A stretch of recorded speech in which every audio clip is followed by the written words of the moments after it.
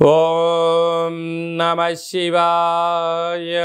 ఓం నమో నారాయణాయ.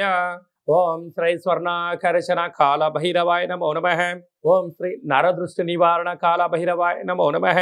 నమస్తే అస్తు భగవన్ విశ్వేశ్వరాయ మహాదేవాయ త్రయంబకాయ త్రిపురాంతకాయ త్రికాగ్నికాలాయ కాలాగ్నిరుద్రాయ నీలకంఠాయ మృత్యుంజయాయ సర్వేశ్వరాయ సదాశివాయ శ్రీమన్మన్మహాదేవాయ నమో నమః. హరి ఓం.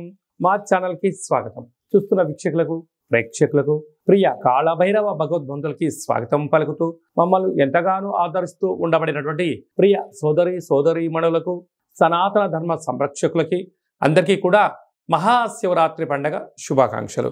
మహాదేవుడి యొక్క ఆశీస్సులు అందరిపైన ఉండాలని, అందరినీ చల్లగా ఆశీర్వదించాలని, నిండు నూరేళ్ల ఆయురారోగ్యాలకు అందరికీ ప్రసాదించాలని, జాతక చక్రంలో ఉండబడిన గ్రహ గమనాలు దోషాలు తొలగిపోయి ఎవరైతే ఏదైతే కోరుకుంటున్నారో అన్నింటా విజయాన్ని సాధించేటువంటి ఆశీర్వచనాన్ని భగవంతుడు అందరికీ ప్రసాదించాలని మనసారా కోరుకుందాం.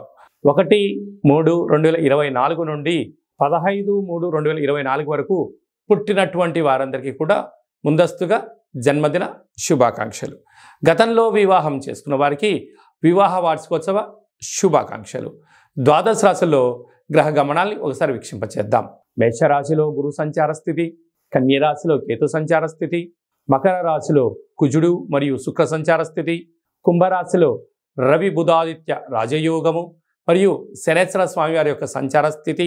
ఏడాది తర్వాత రవి భగవానుడు కుంభరాశిలో సంచారము, 30 సంవత్సరాల తర్వాత శని భగవాని చేత రవి తన స్వక్షేత్రమైనటువంటి శని భగవాన్తో కలిసి సంచారం చేయడము ఇది ఒక యోగదాయకం అని చెప్పి గమనించగలగాలి. అలాగనే మీనరాశిలో రాహు సంచార స్థితితో ద్వాదశ రాశుల్లో గ్రహ గమనాలు ఈ విధంగా ఉన్నాయి.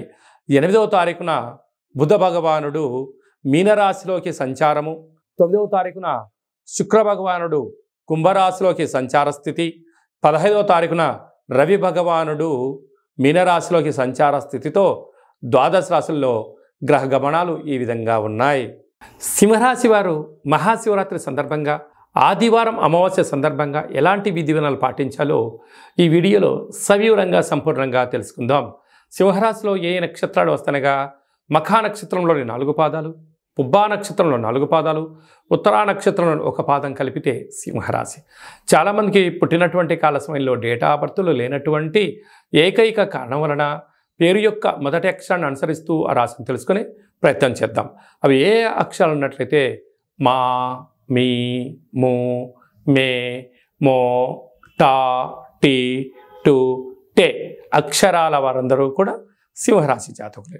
సింహరాశి యొక్క అధిపతి రవి. వీరికి ద్వితీయంలో కేతువు, 6వ స్థానంలో కుజ శుక్ర సంచార స్థితి, సప్తమంలో రవి బుధ శని సంచార స్థితి, అష్టమంలో రాహు సంచార స్థితి, భాగ్యంలో గురు సంచార స్థితి ఉన్నప్పుడు స్వల్పమైనటువంటి వృత్తులలో, ఉద్యోగాల్లో, వ్యాపారాల్లో ఆటంకాలు ఉండినను మౌనంగా ఉండడం, ధ్యానంగా ఉండడం, ప్రతి విషయాన్ని క్షుణ్ణంగా తెలుసుకోవడం, అనర్గళంగా మాట్లాడే స్థితి అయితే మాట్లాడుకోవడం, లేకుంటే తల్లిదండ్రుల సహాయం కానీ గురువుల యొక్క సహాయం తీసుకొని సమస్యను వేసే ప్రయత్నం చేయగలగాలి. అంతా నాకు తెలుసు కదా అని మీరు అనుకుంటావో మనకి ఏమీ తెలియకుండా ఉండేది పోతుంది, ఉంచుకునేది పోతుంది, రాబోయేది రాకపోవడం జరుగుతుంది. ఇలాంటి కాల సందర్భంలో సింహరాశి వారు గోధుమలతో మహాదేవుడికి అభిషేకం చేయడం, పంచామృతములు, చెరుకు రసం, అలాగే బత్తాయి పండ్ల రసంతో మహాదేవుడికి అభిషేకం చేయడం, మౌనం, ధ్యానం, ఉప ఆవాసం చేయడం వలన ఈ గోధుమల్ని బ్రాహ్మణుడికి కానీ, గోమాతకు కానీ, పక్షులకు కానీ, జలజీవరాశులకు వేయడం వలన నరదృష్టి, శత్రు ప్రభావం తొలగిపోతుందని చెప్పి గమనించాలి.